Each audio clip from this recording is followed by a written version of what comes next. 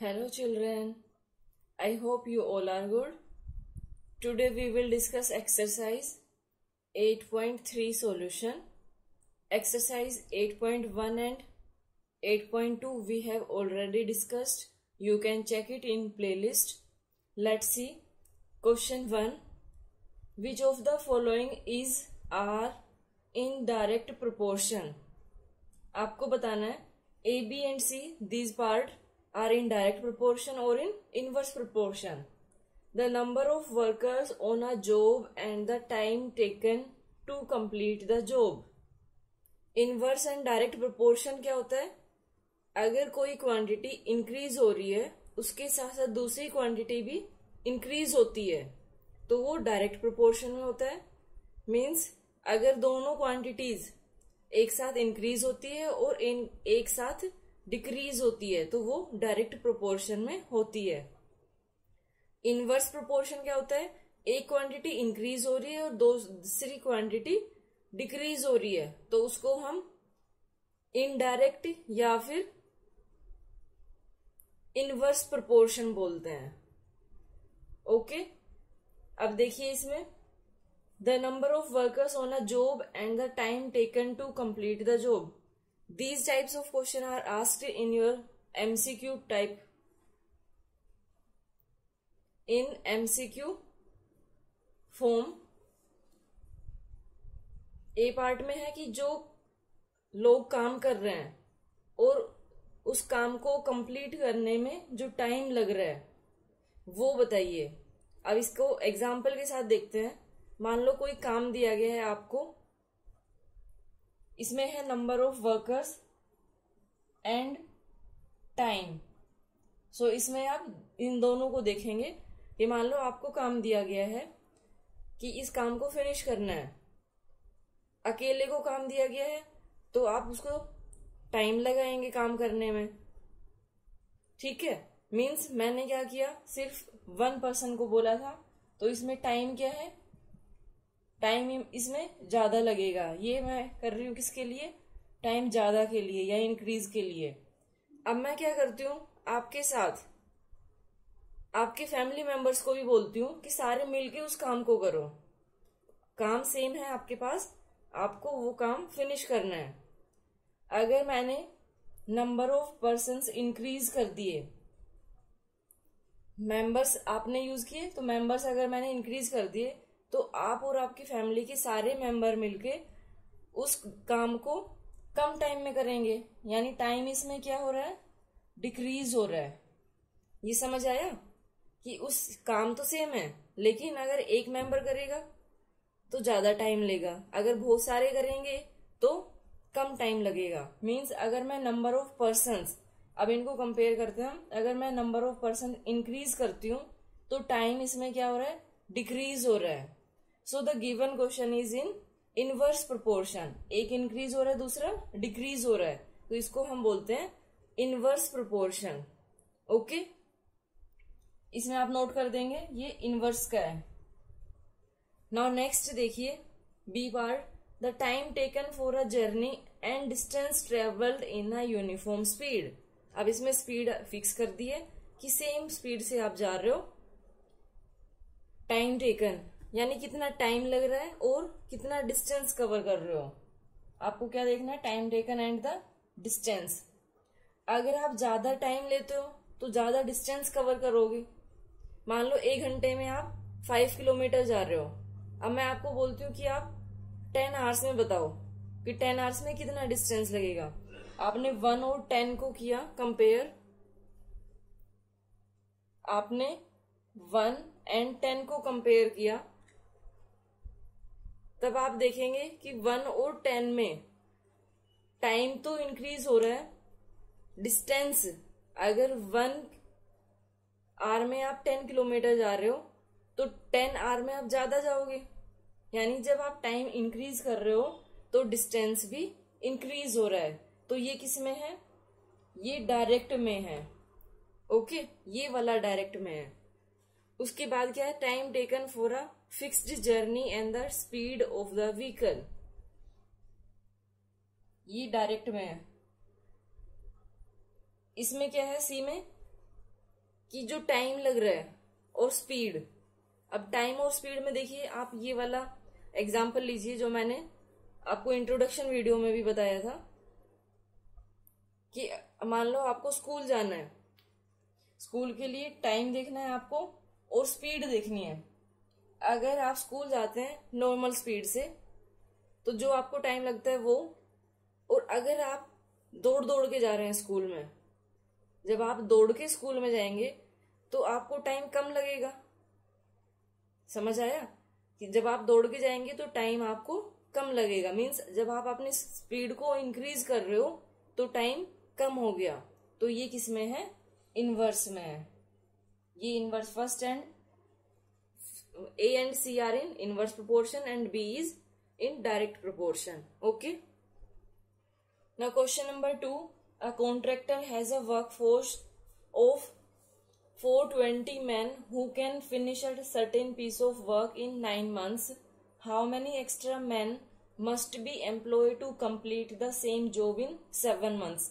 अब देखिए ये वाला क्वेश्चन यूनिटरी मेथड से भी हो सकता है और हम प्रोपोर्शन वाला कर रहे हैं तो उससे भी हो सकता है। तो हम प्रोपोर्शन वाला यूज करते हैं क्योंकि उससे थोड़ा इजीली हो जाएगा। पहले टेबल फॉर्म करेंगे और उसके बाद आंसर फाइंड आउट करेंगे। इसमें देखिए क्या क्या गिवन है आपको। ये है 420 मैन, जो वर्क फोर्स है उसमें 420 मैन है जो कि 9 मंथ्स में काम को कंप्लीट कर रहे हैं। आपको बताना है कि अगर वो काम 7 मंथ्स में कंप्लीट कराना हो तो कितने मैन की जरूरत होगी। देखिए इसको कैसे करेंगे, पहले टेबल फॉर्म करेंगे हम। इसमें मैन गिवन है तो हमने पहले एक साइड लिया मैन और दूसरा डेज गिवन है आपको, ठीक है। तो इसके लिए हमने टेबल बनाई। मैन कितने हैं पहले? 420 और डेज कितने हैं? ये डेज या फिर इसको टाइम लीजिए क्योंकि डेज में नहीं गिवन है, ये मंथ में गिवन है। मंथ में लीजिए इसको, मंथ्स, 9 मंथ्स। दूसरा क्या है? मैन आपको फाइंड आउट करना है 7 मंथ्स के लिए। ओके, ये हमने टेबल फॉर्म कर दी। अब ये आपको समझना खुद से पड़ेगा कि अगर 420 मैन 9 मंथ्स में कंप्लीट कर रहे हैं, अगर 7 मंथ्स में यानी कम टाइम में अगर काम कंप्लीट कराना है तो ज्यादा आदमी चाहिए होंगे। यानी जब टाइम डिक्रीज हो रहा है और जो मैन है वो इंक्रीज हो रहा है, तो ये इनवर्स प्रोपोर्शन में है क्वेश्चन, ठीक है। तो यहां पे आप नोट करेंगे since number of man and time taken is in inverse proportion. ये आप नोट करेंगे। ये नोट करने के बाद अगर ये इनवर्स में होता है तो हम इसको कैसे करते हैं, इन दोनों को नोट करिए। 420/9 इक्वल टू x/7। आपको इन दोनों को मल्टीप्लाई करना है, न्यूमरेटर टू डिनोमिनेटर, इनको ऐसे मल्टीप्लाई करेंगे आप। तो ये आपके पास क्या आएगा? 420, इधर कर देती हूं मैं, 420 into 9 equal to 7 into x, and you have to find value of x. so x will be equal to 7 multiply है, ट्रांसपोजिंग करेंगे तो डिवाइड हो जाएगा इंटू 9 डिवाइड बाय 7। 7 1 जा 7, 6 जा 60 into 9 that is equal to 540। अब 540 मैन कंप्लीट करेंगे 7 months में। लेकिन क्वेश्चन क्या है? How many extra man be employ to complete the same job, कि कितने एक्स्ट्रा चाहिए। मीन्स ये तो आपके पास ऑलरेडी है ना, आपको एक्स्ट्रा बताना है। तो यहां पे आप नोट करेंगे नीचे extra man required to complete the work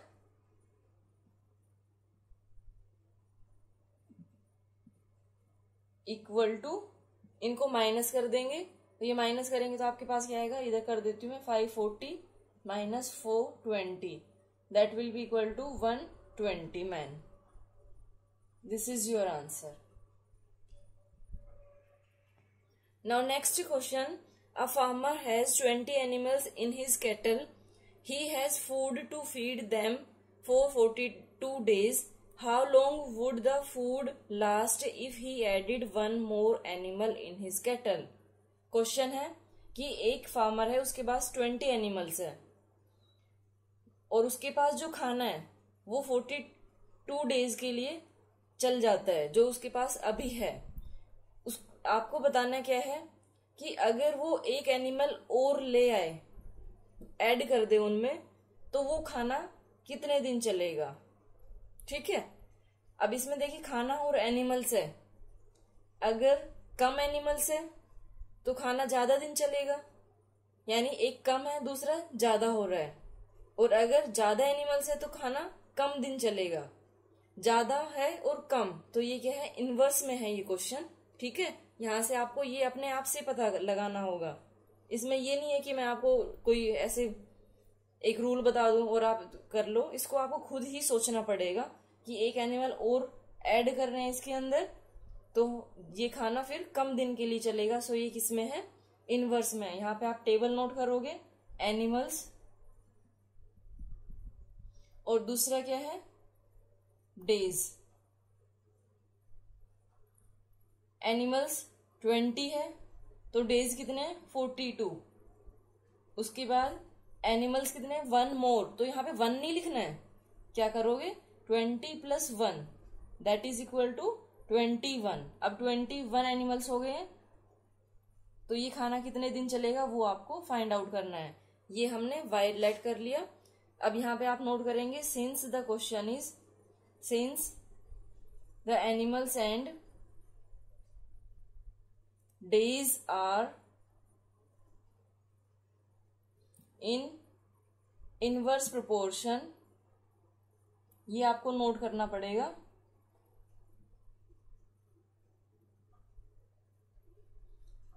therefore क्या होगा, 20/42, ये आपको एज इट इज नोट करने होते हैं, इक्वल टू 21/y। इनवर्स में है तो आप इनको न्यूमरेटर टू डिनोमिनेटर मल्टीप्लाई करेंगे, तो ये आपके पास क्या आएगा, 20 × 42 इक्वल टू 21 × y। अब यहां से y की वैल्यू फाइंड आउट करनी है, तो यहाँ पे आप क्या करेंगे, y will be equal to 21, यहां से मल्टीप्लाई है, ट्रांसपोजिंग करेंगे तो डिवाइड हो जाएगा, 20 × 42 डिवाइड बाय 21, 21 1 ज़ा 21, 2 ज़ा 42, 20 × 2 40, y इक्वल टू 40। 40 क्या है, डेज है ये।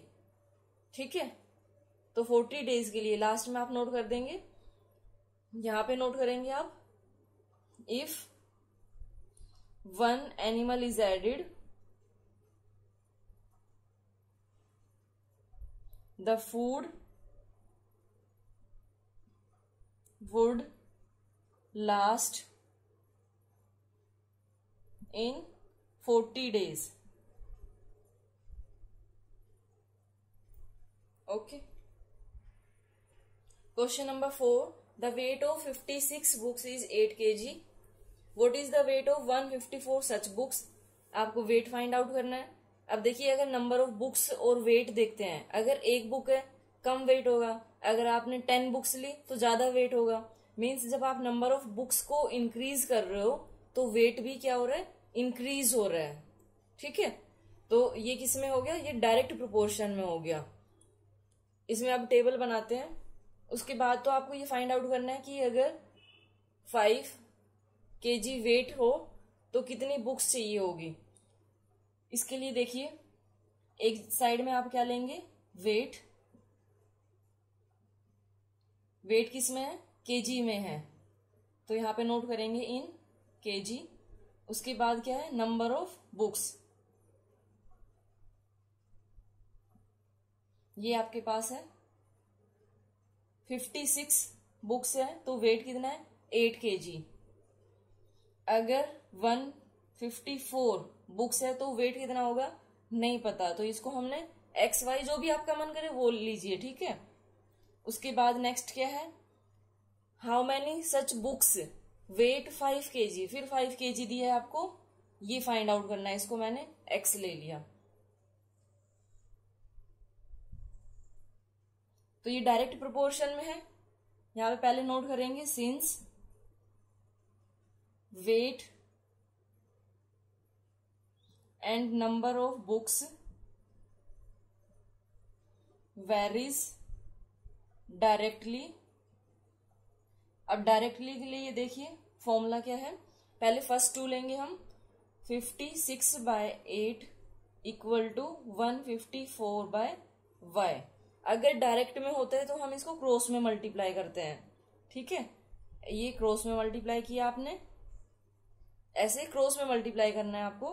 तो ये क्या आया, 56 into y equal to 154 into 8, ठीक है।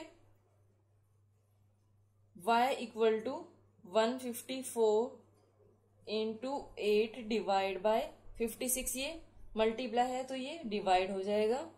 अब इसको कट करेंगे, 8 7 जा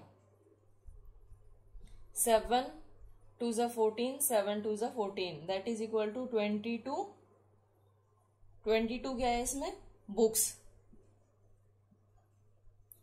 दूसरा भी फाइंड आउट करना है आपको, ये वाला। अब इसको आप कैसे भी कर सकते हैं, आपको आपके पास y की वैल्यू भी आ गई, या फिर इसके साथ कंपेयर कर लीजिए, किसी तरह भी कर सकते हैं। नेक्स्ट आपको क्या करना है, 56/8 इक्वल टू x/5। अब इसको सोल्व करेंगे, क्रॉस मल्टीप्लाई करना है क्योंकि ये वेरी कर रहा है डायरेक्टली। अगर डायरेक्टली होता है तो क्रॉस में मल्टीप्लाई करते हैं, अगर इनवर्सली होता है तो न्यूमरेटर टू डिनोमिनेटर करते हैं। 56 into 5 equal to x into 8। x की वैल्यू फाइंड आउट करनी है, so x will be equal to 56 into 5 divide by 8। 8 से कैंसिल किया, 8 7 जा क्या है आपके पास, 7 5 जा 35 बुक्स, 35 kg, सॉरी 35 kg। ये kg में फाइंड आउट करना था आपको। Okay, now next question. In a fixed time, a car travels 210 km at the speed of 60 km per hour. If the speed of car is increased by 20 km per hour, how much more distance it will cover in the same time? Question है कि एक car 210 kilometre cover कर रही है अगर उसकी speed 60 kilometre per hour है तो। अब बताइए, अगर उसकी speed 20 kilometre per hour increase कर दी जाए तो कितना डिस्टेंस कवर करेगी। ओके, आपको ये फाइंड आउट करना है। सो क्वेश्चन देखिए, ये किसमें है, डायरेक्ट में है, कैसे पता चलेगा। इसने बोला है in the same time, 210 kilometre है 60 किलोमीटर पर आवर से। अगर स्पीड ज्यादा होगी तो डिस्टेंस भी ज्यादा कवर करेंगे, अगर स्पीड कम होगी तो डिस्टेंस भी कम कवर किया जाएगा। तो ये किसमें है, डायरेक्ट प्रोपोर्शन में। सो इसके लिए हम टेबल बनाएंगे। पहले टेबल में क्या क्या होगा, एक है स्पीड, और स्पीड किसमें है, किलोमीटर पर आवर में है, और दूसरा है टाइम, सॉरी डिस्टेंस है दूसरा आपके पास। डिस्टेंस किसमें है, किलोमीटर में। इसके लिए हमने टेबल बनाई। ये है कि अगर 210 किलोमीटर हो और तो स्पीड है 60 किलोमीटर पर आवर, अगर स्पीड 20 इंक्रीज की गई है तो डिस्टेंस कितना होगा, ये आपको फाइंड आउट करना है। अब इसमें देखिए हमने 20 को इसमें ऐड नहीं किया है। इसका रीजन क्या है, क्योंकि इसने आपसे ये पूछा है कि कितना डिस्टेंस ज्यादा लगेगा। तो इसमें देखो, पहले आप इसमें 20 ऐड करोगे, लास्ट में जो आंसर आएगा फिर उसको माइनस करोगे। तो इससे बेटर क्या है, इसको आप डायरेक्ट फाइंड आउट कर दो। इसको 20 किलोमीटर पर आवर लो और इसको y लेके सोल्व कर दो, ठीक है। इसलिए मैंने इसमें ऐड नहीं किया है, इसको डायरेक्ट कर देंगे सोल्व। तो ये किसमें है, डायरेक्ट प्रोपोर्शन में। अब आपकी बुक में ये टेबल वर्टिकली बनाई गई है, मैंने हॉरिजॉन्टली बना दी है। बुक में कैसे है, ये ऐसे है, स्पीड और इधर ये डिस्टेंस है, और साइड में ये बताया भी है कि अगर स्पीड ज्यादा होगी तो डिस्टेंस भी ज्यादा होगा, तो ये डायरेक्ट में है। तो ऐसे बनाइए या ऐसे बनाइए। अगर ऐसे में बना रहे हैं तो आप अगर मार्क करना चाहते हैं तो ऐसे करेंगे, डिस्टेंस इंक्रीज हो रहा है तो स्पीड भी इंक्रीज हो रही है। ठीक है, दोनों सेम डायरेक्शन में है। तो यहाँ पे आप नोट करेंगे, since speed and distance are in direct proportion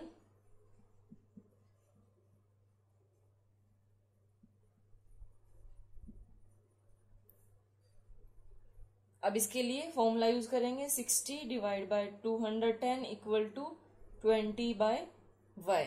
इन दोनों को मल्टीप्लाई करेंगे, सॉरी डायरेक्ट में है ये तो इसको क्रॉस में मल्टीप्लाई करेंगे हम।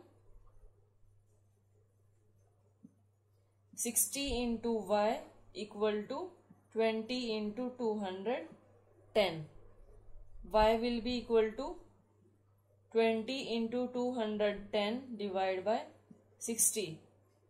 0 से 0 कैंसिल किया, या 20 1 जा 20 3 जा, ये वाला देखिए, इसको ऐसे रहने दीजिए। 23 जा 60, 3 से किया 3 7 जा, ये कितना आ गया 70 किलोमीटर। कितना ज्यादा और डिस्टेंस कवर किया जाएगा, 70 किलोमीटर। यहाँ लास्ट में आप नोट कर सकते हैं, the distance, the more distance covered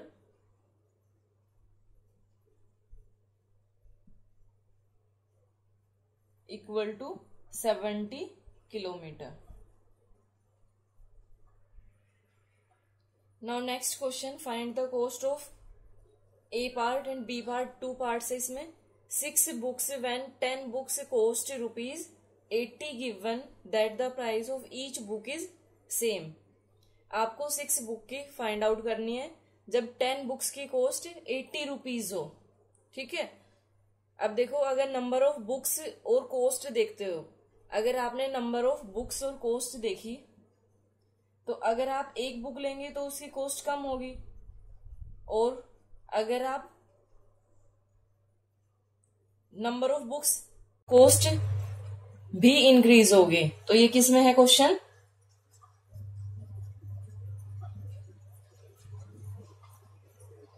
question ये डायरेक्ट में है।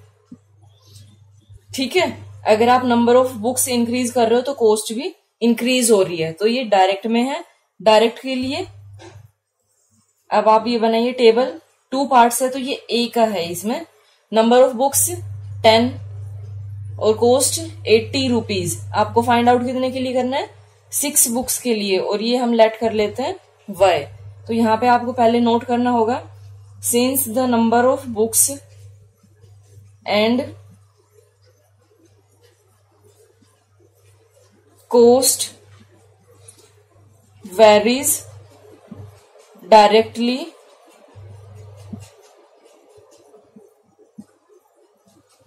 so आप अब फॉर्मूला यूज करिए। फॉर्मूला आपके पास क्या है, 10/80, इन दोनों को आपने न्यूमरेटर डिनोमिनेटर की फॉर्म में करना है, 6/y। जब डायरेक्ट होता है तो हम इसको क्रॉस में मल्टीप्लाई करते हैं। ये क्या है, यहां से 10 into y equal to 6 into 80। यहां से y की वैल्यू फाइंड आउट कर लेंगे, y will be equal to 6 into 80 divide by, ये 10 है मल्टीप्लाई में, डिवाइड कर देंगे 0 to 0, y will be equal to 48 rupees में है ये। तो आप लिख देंगे cost of 6 books equal to ₹48। Now B part देखिए। अब पहले आप ये चेक करेंगे कि ये डायरेक्ट में है या इनवर्स में है। 12 kg of rice, 12 kg rice की आपको फाइंड आउट करनी है, and 4 kg rice cost ₹96। 4 kg rice की कॉस्ट गिवन है ₹96।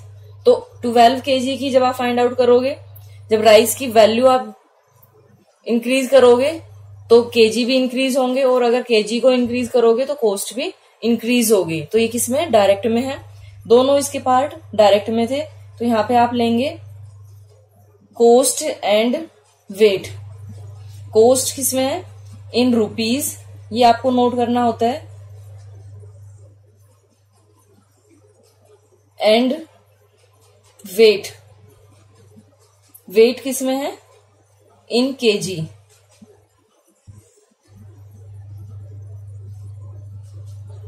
फोर केजी राइस की कितनी कॉस्ट है? 96। अगर 12 केजी हो तो आपको कॉस्ट बतानी है। ये आपने एक्स ले लिया मान लो, और ये कितना है? 12 केजी। सॉरी, ये मैंने उल्टा लिख दिया, सॉरी सॉरी सॉरी। इसमें ये 96 है और ये 4 केजी है, और इधर ये 12 केजी है। अब यहां से आप नोट कर देंगे, सिंस कॉस्ट एंड वेट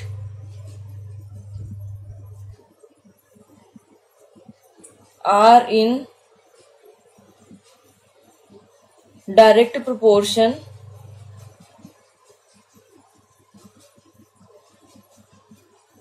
उसके बाद आपको सोल्व करना होता है। ये इधर देख लीजिए, 96/4 equal to x by 12। Direct में है तो इसको हम क्रॉस में मल्टीप्लाई करेंगे। ये क्या आया आपके पास? 96 into 12 divide by 4 equal to x। इसके लिए 4 3 जा 12, इसको मल्टीप्लाई कर लेंगे। x will be equal to 6 3 जा 18, 9 3 जा 27 प्लस 1 28। रुपीज में आएगा ये, ठीक है? रुपीज 288। लास्ट में आपको नोट भी करना है, cost of 12 KG rice equal to 288।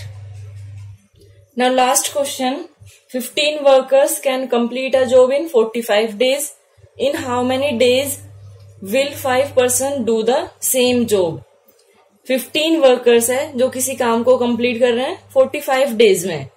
आपको बताना है कि अगर 5 persons हो तो वो कितने दिन में उस काम को फिनिश करेंगे। अब देखिए, अगर नंबर ऑफ वर्कर्स आपको गिवन है, यहां पे आप लेंगे नंबर ऑफ वर्कर्स एंड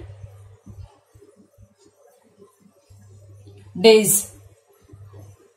अब अगर इन दोनों की बात करते हैं, अगर हम नंबर ऑफ वर्कर्स इंक्रीज करते हैं तो टाइम कम लगेगा काम को कंप्लीट करने में, क्योंकि जो वर्कर्स है वो ज्यादा है। नेक्स्ट क्या है कि अगर हम टाइम को इंक्रीज करते हैं तो वर्कर आपको ज्यादा चाहिए होंगे, और अगर हम टाइम को डिक्रीज करते हैं तो वर्कर्स कम हो जाएंगे। अब इसमें देखिए, 15 वर्कर्स थे जिन्होंने कंप्लीट किया 45 डेज में। आपको फाइंड आउट इसमें क्या करना है कि अगर 5 persons हो तो ये कितने दिन में कंप्लीट करेंगे, तो इसको हमने y ले लिया। आप नंबर ऑफ वर्कर्स को अगर इंक्रीज करोगे, इसमें नंबर ऑफ वर्कर्स डिक्रीज हो रहे हैं, तो डिक्रीज के लिए अपोजिट में साइन यूज करते हैं। ये ऐसे में है तो ये डेज क्या होंगे? इसमें डेज इंक्रीज होंगे। तो ये वेरिएशन कौन सा है? Since number of days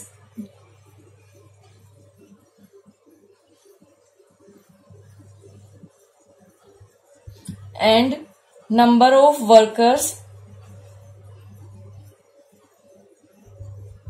are in inverse proportion. उसके बाद फॉर्मूला यूज करेंगे हम, न्यूमरेटर और डिनोमिनेटर की फॉर्म में किया। जब इनवर्स में होता है तो हम न्यूमरेटर टू डिनोमिनेटर ऐसे इसको डिवाइड करते हैं, सॉरी मल्टीप्लाई करते हैं। 15 into 45 equal to 5 into y। ये आपके पास क्या आएगा? यहां से 15 into 45 divide by 5 equal to y। 5 से जब आप इसको कैंसिल करेंगे, 5 9 जा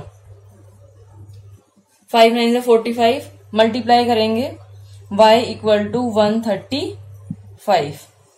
तो नंबर ऑफ डेज कितने हो गए? 135 डेज। लास्ट में आप नोट कर देंगे to complete the same job number of days required equal to 135.